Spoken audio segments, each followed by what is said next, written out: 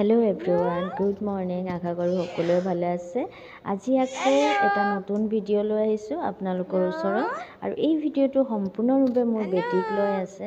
আজি যিহেতু দেওবাৰ গতিকে মই বেটিৰ লগত আজি আছোঁ। বাকী দিনকেইটাত যিহেতু মই বেটিৰ লগত নাথাকোঁ, তাইক মই গধূলিয়ে পাওঁ বা ৰাতিপুৱা বহুত সোনকালে ওলাই আহোঁ, সেইটো কাৰণে তাইৰ লগত থকা নহয় ইমান। আৰু তাই যিহেতু এতিয়া নতুনকৈ থিয় হ'ব শিকিছে, সেইকাৰণে থিয় হৈ খুবেই ভাল পায় আৰু বস্তুবোৰো পেলাই ইমান ভাল পায় নহয়, কি ক'ম আৰু তাইক পেলাবলৈ নিদিলেও খঙাই যায়।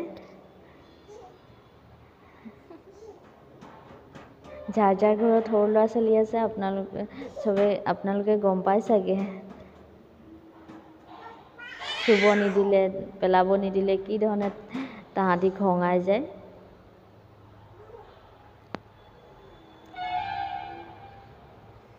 আৰু তাই এতিয়া এবাৰ বহে এবাৰ থিয় হয়, ইমান ভাল পায় নহয় তাই। আৰু এতিয়া বগায়ো খুব স্পীডত, আপোনালোকে দেখিব পাইছে ভিডিঅ'টোত বহুত স্পীডেৰে তাই বগাই গৈছে। আৰু এতিয়া একচুৱেলি ভাইটি আহিছিল, সেইটো কাৰণে তাই মাত শুনাৰ লগে লগে দুৱাৰ মুখত গৈছে আৰু বগাই বগাই। তাই একচুৱেলি দুৱাৰ খুলিব বিচাৰে কিন্তু খুলিব নোৱাৰাৰ কাৰণে তাই আকৌ চাই মুখলৈ খুলি দিব বুলি।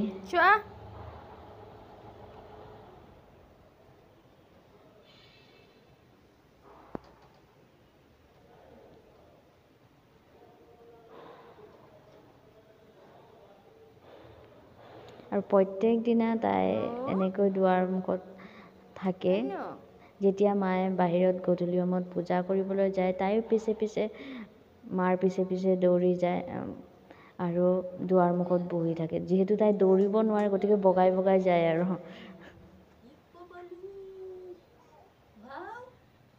কাৰণ মাৰ লগত থাকে গোটেই দিনটো, সেইটো কাৰণে মাৰ লগত এটেচমেণ্টটো খুবেই বেছি তাইৰ।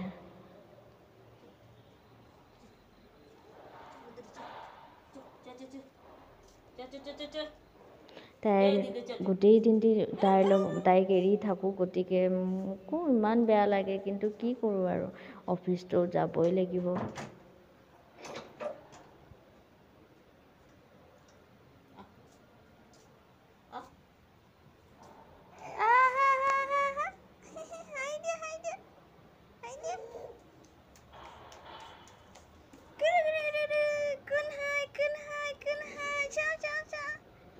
Okay, bye bye.